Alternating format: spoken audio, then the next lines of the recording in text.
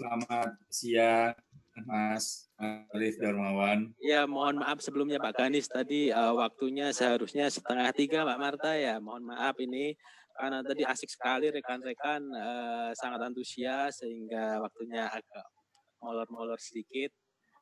Kemudian sebagai informasi Pak Ganis, rekan-rekan di sini adalah duta rumah belajar yang berasal dari 34 provinsi di Indonesia. Duta Rumah Belajar ini merupakan guru-guru terpilih Pak Ganis yang sudah mengikuti program pembelajaran berbasis TIK dari Pusdatin, di mana di program dari Pusdatin tersebut mengadopsi dari kompetensi TIK guru dari UNESCO, ada 4 level di situ, dan Bapak Ibu di sini merupakan tanda kutip lulusan terbaik di level keempat untuk masing-masing provinsinya. Sudah diselenggarakan dari tahun 2017, 2018, dan 2019. Totalnya berjumlah untuk yang hadir sekarang ada sekitar 102 nih rekan-rekan dari Duta Rumah Belajar. Dan juga menginformasikan Pak Gani selain dari Duta Rumah Belajar juga ada rekan-rekan dari Pusdatin, pengembang teknologi pembelajaran. Baiklah, dengan melihat waktu yang sudah pukul 3, silahkan Pak Ganis untuk menyampaikan paparannya. Baik, terima kasih Mas Arif Darmawan. Sebelum memulai boleh tanya dulu ya Mas Arif ya. Silakan Pak.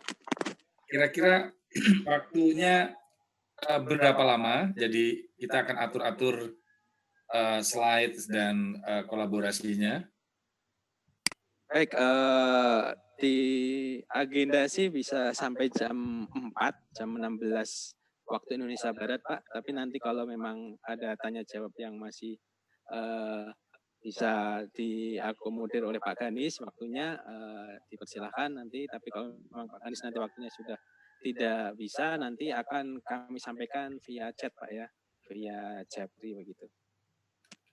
Baik Mas Arif, jadi kita sepakat kalau bisa jam 4 sudah pakai tanya jawab, dan saya akan pergunakan waktu seefisien mungkin, dan semoga berkenan buat para peserta.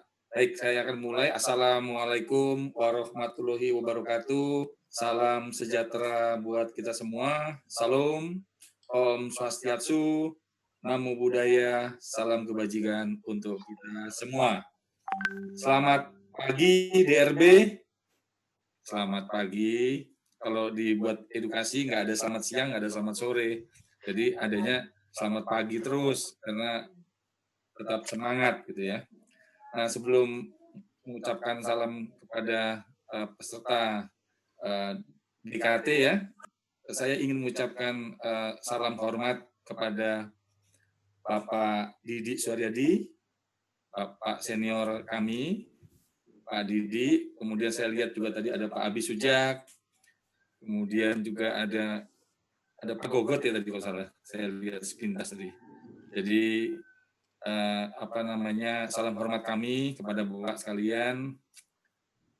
Terima kasih atas waktunya, dan juga kepada para peserta Duta Rumah Belajar, peserta diskusi kelompok terkumpul implementasi pemanfaatan rumah belajar di daerah. Nah, hari ini saya akan bagi sesi saya.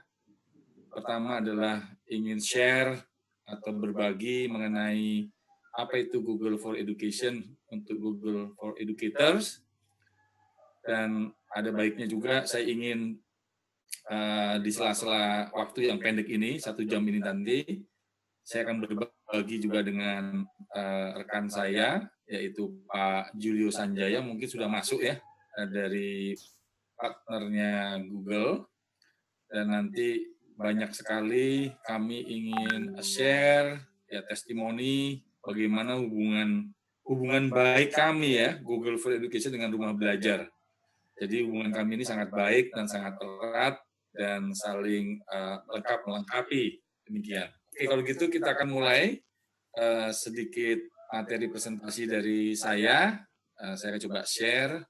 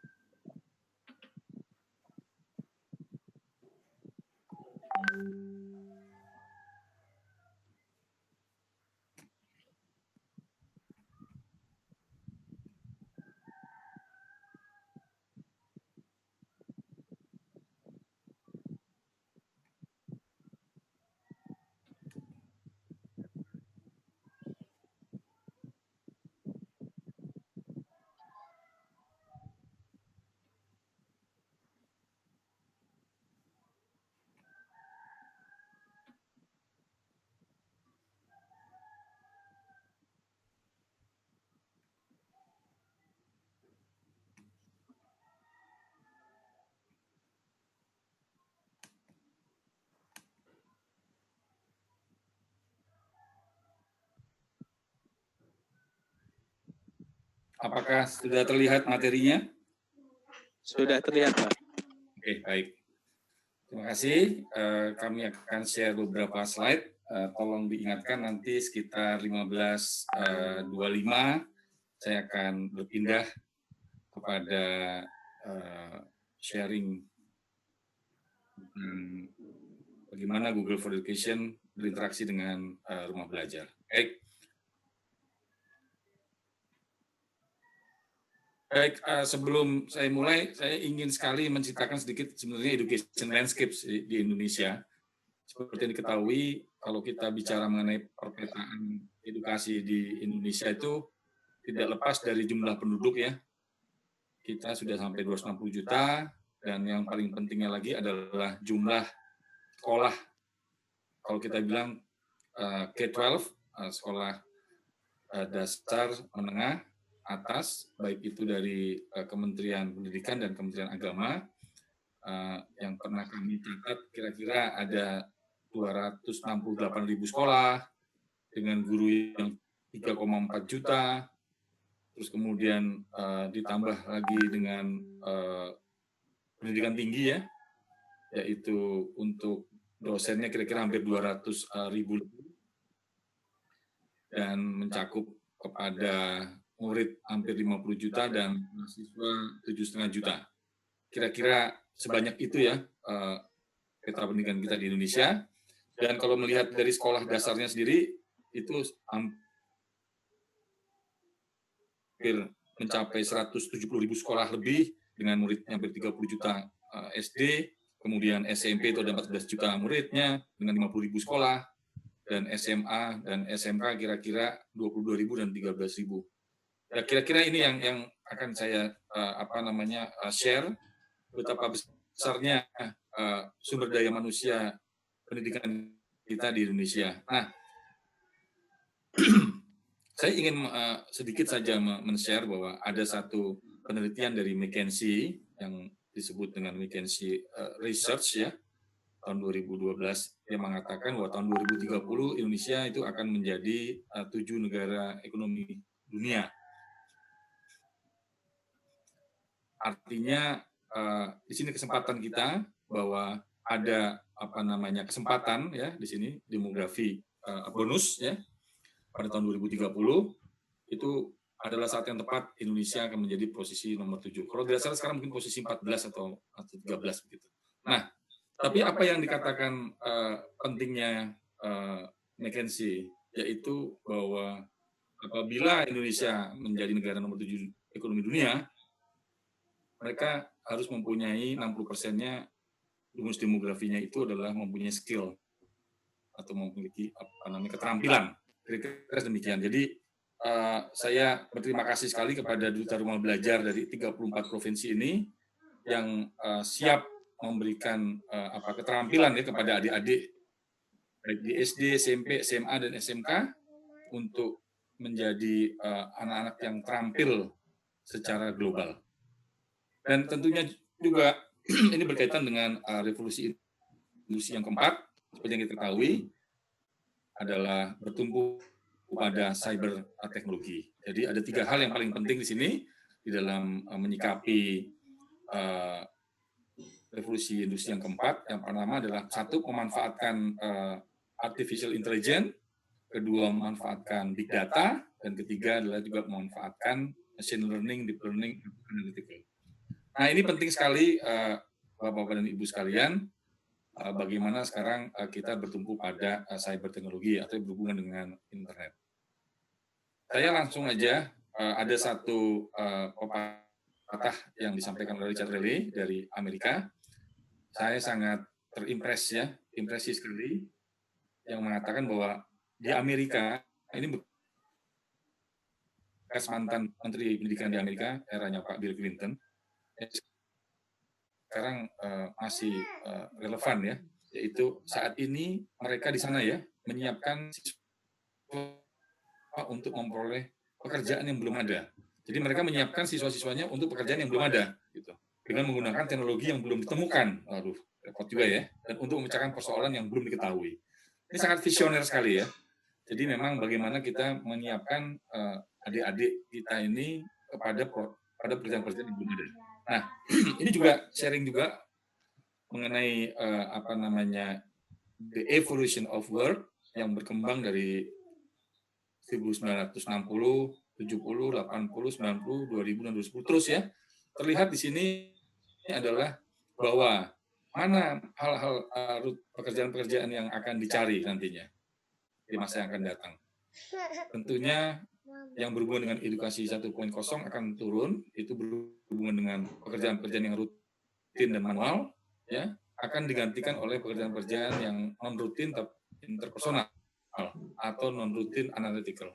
Jelas kita akan menyiapkan siswa-siswa kita tentunya kepada pekerjaan-pekerjaan yang berbasiskan non-rutin interpersonal dan non-rutin analytical. Nah, ini menarik juga hasil dari research di Economist ya dengan Google di 22 negara.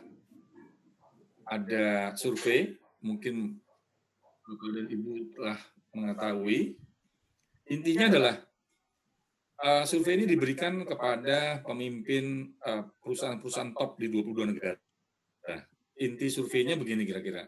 Yang terhormat Bapak CEO atau Ibu CEO, kalau hari ini Bapak dan Ibu akan merekrut tenaga kerja, kira-kira orang yang punya keterampilan apa yang akan diterima? Gitu. Jadi istilahnya kembali lagi pada keterampilan. Keterampilan apa yang akan Bapak dan Ibu CEO terima kalau hari ini harus merekrut tenaga kerja? Ternyata sangat mengagumkan sekali ya dari hasil survei tersebut. Ada 5 hasil yang mengerucut pada keterampilan global berarti, yaitu terampil di dalam pemecahan persoalan. Jadi dia ingin punya calon karyawan yang memiliki keterampilan dalam memecahkan persoalan atau problem solving skills. 51%. Yang kedua adalah mempunyai skill atau keterampilan bekerja sama atau team working. Yang ketiga itu adalah keterampilan berkomunikasi atau communication skills. Kemudian yang keempat itu adalah keterampilan dalam berpikir kritis atau critical thinking skills. Dan yang kelima adalah mempunyai keterampilan dalam berkreativitas atau creativity skills. Nah, dari 5 inilah yang dibutuhkan ternyata oleh pemimpin global. Nah, alangkah baiknya memang kalau kita menyiapkan siswa-siswa kita terhadap 5 skill dunia ini. Nah, pertanyaannya bagaimana dari Google untuk menyiapkan skill tersebut? Apakah ada cara-cara lain atau cara-cara untuk menyiapkan? Jawabannya ada. Jadi bagaimana kita menyiapkan siswa-siswa tersebut adalah dengan solusi yang kami miliki, yaitu solusi untuk edukasi dari Google for Education. Prinsipnya di sini ada 1, 2, 3, 4, dan 5 komponen, yaitu pertama adalah perangkat keras atau device. Ya, pasti kita akan membutuhkan bantuan device atau perangkat keras. Dan yang kedua itu adalah platform. Kita membutuhkan platform yang integrasi. Kemudian tentunya ada konten, kemudian ada jaringan internet. Dan yang terakhir ini adalah perlu adanya professional development atau pengembangan profesi. Kalau di sini kita bilang teacher professional development. Karena kalau buat kami melihat teacher itu kayak dokter, itu profesi ya. Jadi semakin dia diasah, semakin dia dilatih, maka dalam proses memberikan pembelajaran itu semakin baik. Seperti dokter pun demikian, banyak mengikuti pelatihan-pelatihan, seminar, dan sebagainya, dia semakin cakap dalam profesinya.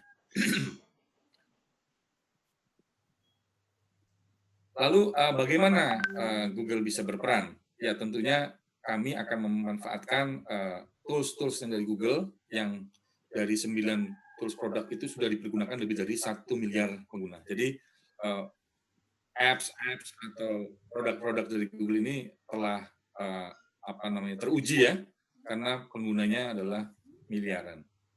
Lalu bagaimana lebih spesifik terhadap produk di Google sendiri? Google memiliki yang namanya solusi Google for Education.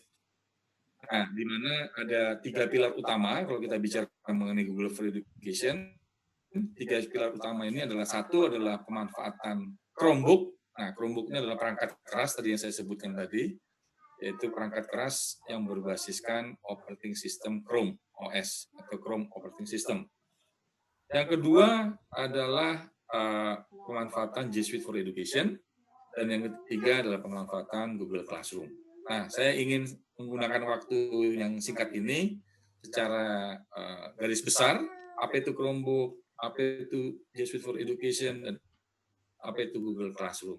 Lalu nanti di sesi yang berikut, saya akan mengundang Pak Julio, partner resmi kami dari Duta Digital Informatika, untuk kita sharing sama-sama bagaimana sih memanfaatkan Google Classroom bersama Rumah Belajar. Oke, sudah 15 menit, saya masih kurang 10 menit lagi. Nah, oke, jadi apa itu Chromebook? Chromebook adalah perangkat keras tentunya, sama seperti notebook atau laptop yang Bapak Ibu pakai saat ini, cuman memang berbeda di referensi desain. Nah, referensi desain yang dari Chromebook ini adalah diberikan dari Google, yang diberikan kepada OEM. OEM-nya adalah Original Equipment Manufacturing, atau pabrikan komputernya. Bisa Acer, bisa HP, bisa Lenovo, bisa Asus, Dell, dan sebagainya. Nah, konsepnya adalah, pertama adalah shareable devices, ya, yang didesain khusus untuk pembelajaran dan cocok untuk dipergunakan di classroom. Apa maksud dari shareable komputer? Shareable komputer ini berbeda konsepnya dengan personal komputer. Kalau personal komputer kan adalah komputer memang dirancang untuk personal, untuk diri sendiri, yang tidak mungkin diberikan atau di-share, ya, dipakai kepada temannya itu, ya, atau murid-murid yang lain gitu misalnya. Tapi kalau dengan Chromebook itu memungkinkan perangkat satu bisa dipergunakan berganti-gantian tanpa ketakutan akan tercurinya data. Perangkatnya ringan, ya, tahan lama, kuat, dan didesain untuk murid, dan aktivasi atau boot up-nya itu sendiri bisa mencapai kurang dari 10 detik, ya. Dan tahan lama, baterainya pun tahan bisa sampai dengan 10 jam lebih, sehingga dikatakan memang ini didesain untuk simple, kemudian terjangkau, aman, dan berbagi. Nah, di samping perangkat kerasnya itu sendiri, Google memiliki yang namanya Chrome Education License, atau kalau kita pernah mendengar adalah Chrome Device Management. Apa itu Chrome Device Management? Yaitu semacam aplikasi yang ditanam di dalam Chromebook itu sendiri, yang gunanya adalah untuk menjalankan policy atau aturan-aturan yang diperlukan oleh suatu institusi sekolah misalnya. Misalnya adalah bagaimana mau melakukan profiling murid, atau profiling guru, atau profiling organisasi. Apa yang diperbolehkan, apa yang tidak diperbolehkan. Kemudian sampai seketat apa policy atau kebijakan itu disampaikan di sekolah dengan memanfaatkan perangkat. Sehingga dapat dikatakan perangkat Chromebook dan Chrome Education Upgrade License ini menjaga proses pembelajaran ini paling aman, jadi aman, gitu. Misalnya begini, kalau memang ada aturan mengatakan bahwa perangkat keras ini boleh nyala dari jam 7 pagi dan harus mati sampai jam 6 sore, selebihnya tidak bisa aktif lagi, memungkinkan itu. Kemudian memungkinkan pula bahwa perangkat diatur sedemikian rupa sampai dengan flash disk atau akses USB akses itu dimatikan. Mengapa? Karena mungkin itu bisa menjadikan tempat pencurian data, atau malah share data-data yang tidak proper. Misalnya, nonton film porno misalnya gitu, ya, secara offline. Memungkinkan juga profiling ini menggunakan sistem whitelist and blacklist website. Jadi murid diatur kemana dia boleh masuk dan kemana tidak boleh masuk. Dan ini kalau kita bicara mengenai Chromebook-nya itu sendiri dan fasilitas features-nya itu bisa cukup lama ya, tapi nanti menyenangkan bagaimana perangkat ini bisa dimanfaatkan. Jadi demikian tangguhnya sehingga dikatakan bahwa perangkat ini dapat dimonitor, dapat di-measure, dihitung, dapat di-manage walaupun dari jauh. Jadi misalnya contohnya apabila memanage 100 komputer sampai dengan 1.000 sampai dengan 10.000 sampai dengan 100.000 komputer menggunakan Chrome ini sangatlah mudah.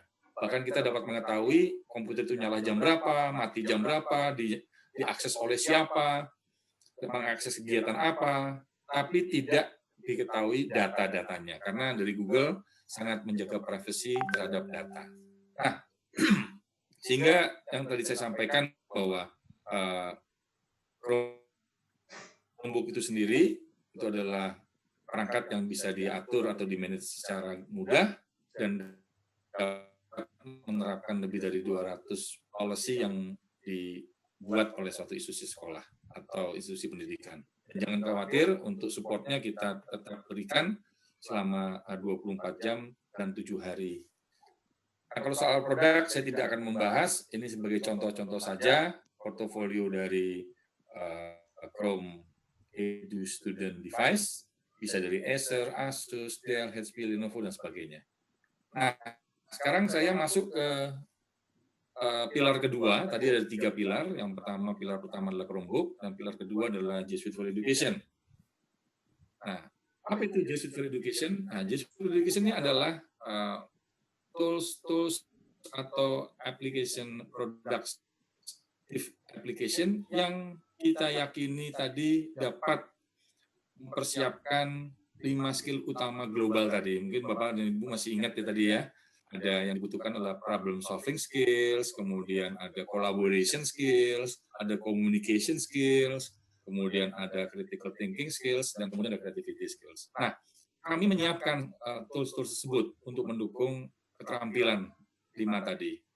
Yaitu pertama adalah di kolaborasi, bagaimana kita menyiapkan anak-anak kita memiliki kolaborasi skill atau keterampilan bekerja sama, tentunya memanfaatkan dari G Suite for Education produk yang disebut dengan misalnya ada Docs, ada Sheet, ada Slide, ada Drive yang memungkinkan kita bisa berkolaborasi baik itu personal maupun grup. Nah, ini menumbuhkan keterampilan dari kolaborasi. Dan kemudian yang kedua adalah komunikasi. Bagaimana kita bisa meningkatkan keterampilan berkomunikasi. Seperti dikatakan tadi bahwa Google sendiri for Education tadi memiliki apps-apps yang mendukung itu. Seperti mail, ada kemudian kalender, kemudian ada Google Meet, Hangout. Itu dipakai bisa sarana untuk berkomunikasi. Nah, selanjutnya adalah bagaimana kita bisa memanfaatkan tools tersebut.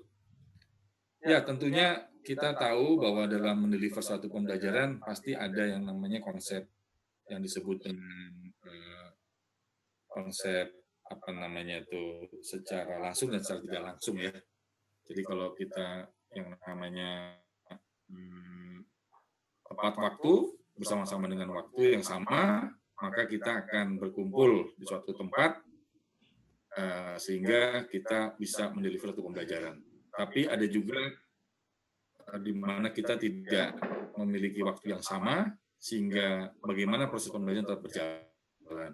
Nah, ini yang kita pergunakan adalah tools-tools misalnya seperti Google Meet, terus kemudian kita juga bisa menggunakan tools Google Classroom bagi proses deliverability pembelajaran yang tidak memiliki waktu yang sama.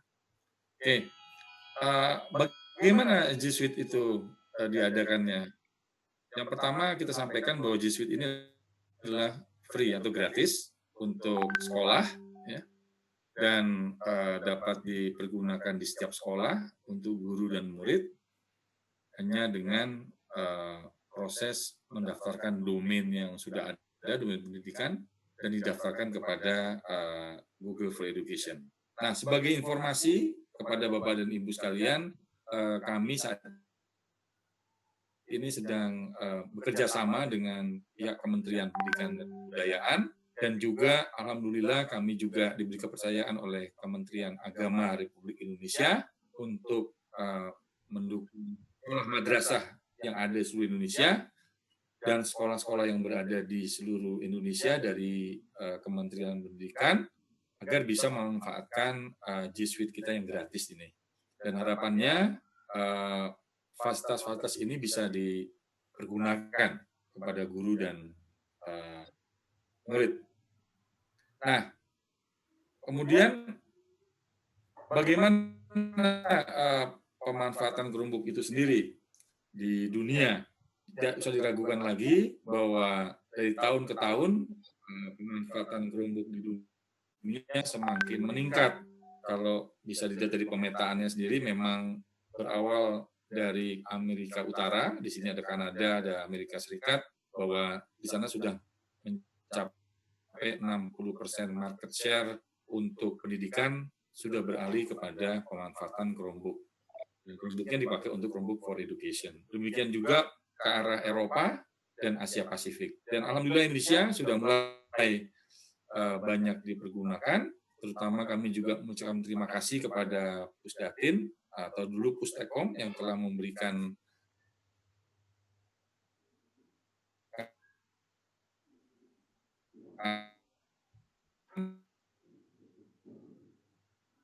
kami kepercayaan education dan Google Education di program 3.000 sekolah, 1.000 sekolah lebih yang dibantu oleh Pusdatin atau Pustekom, hampir yang mana perangkat Chromebook-nya hampir mencapai 3.200 unit. Dan ini masih aktif, domainnya adalah rumahbelajar.id. Nanti Pak Yulio bisa sharing dan Bapak dan Ibu bisa langsung pakai ya hari ini ya domain tersebut dan langsung bisa explore memanfaatkan Google Classroom-nya, Google Meet-nya, Google Form, dan sebagainya. Nah, di sini adalah momentum yang akan kami sampaikan bahwa sampai saat ini untuk device Chromebook itu adalah penjualannya nomor 1 di Amerika. Terus kemudian kami akan sampaikan di sini adalah penggunanya ya. Pengguna di sini ada G Suite, Classroom, dan Chromebook. Kalau Chromebook itu bertambah terus setiap tahun, sudah lebih dari 30 juta users Chromebook yang dipergunakan.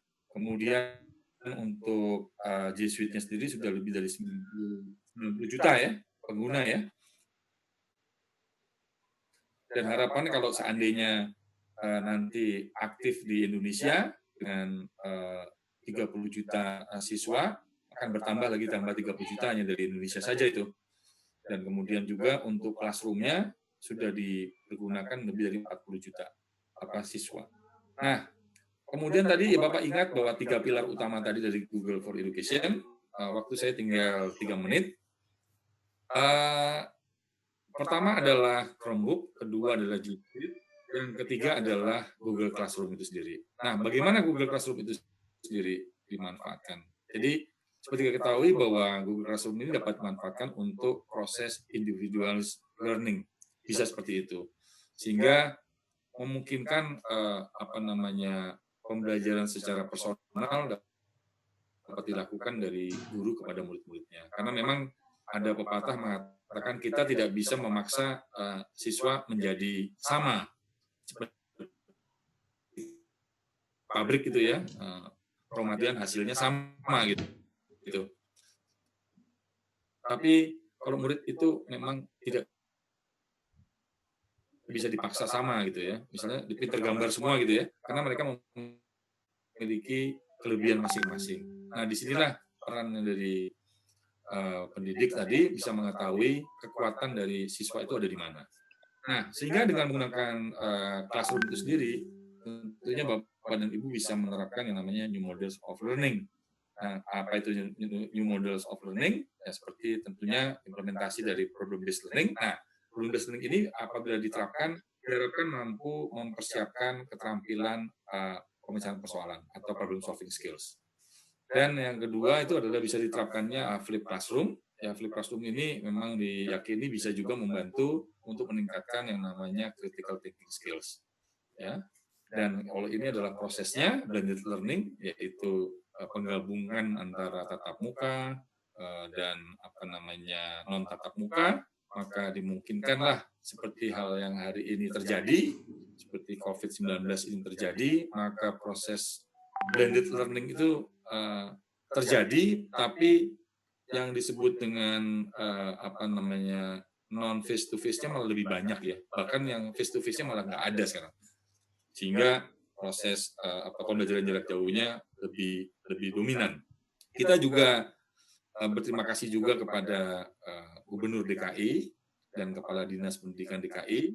Kami telah juga membantu Dinas Pendidikan DKI untuk memberikan G Suite for Education secara gratis untuk 1,5 juta siswa sekolah K12 di Jakarta, berikut gurunya, dan harapannya dengan situasi seperti ini, maka proses pembelajaran jarak jauh pun bisa dijalankan. Nah, tadi yang terakhir adalah kreativitas ya. Jadi 5 skill tadi adalah bagaimana Google bisa berperan serta di dalam membantu Bapak dan Ibu guru meningkatkan kreativitas pada siswa, yaitu accessibility, yaitu media yang dapat diakses. Dengan menggunakan Chromebook, kami dapat mengakses yang namanya Google Play Store, ya, yaitu akses untuk apps yang berbasiskan Android.